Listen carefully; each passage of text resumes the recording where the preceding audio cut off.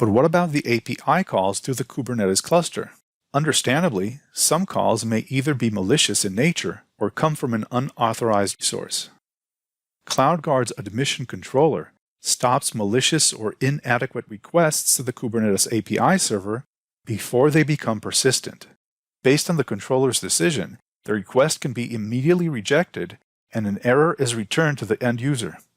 The CloudGuard admission controller utilizes a Kubernetes validating admission webhook to enforce the policies created by the users in the CloudGuard native portal or via CloudGuard APIs.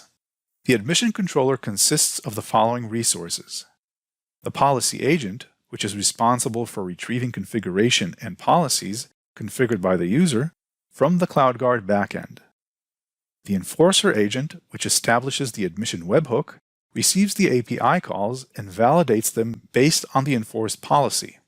And finally, the CRDs, which consist in this case of detection and prevention rules for each supported Kubernetes object type, such as pods, jobs, roles, etc. Access to these CRDs, including read permissions such as get and list, should be restricted, as they contain information on the cluster security. So, once deployed, the flow looks like this. The policy agent retrieves user-defined admission criteria based on configurations and policies from the CloudGuard backend, and updates the CRDs accordingly. Once any API request to the Kubernetes cluster API server comes in, it is intercepted by the enforcer agent.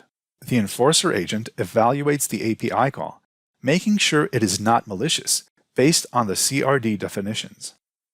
Depending on the settings, if the call is malicious, it can either be just detected and reported, or detected and blocked. So for instance, only DevOps has permission to connect via SSH to a pod protected by CloudGuard. So the API call will be permitted to pass by the enforcer agent to the API server. API calls from all other sources in this case will be dropped before the API call is completed.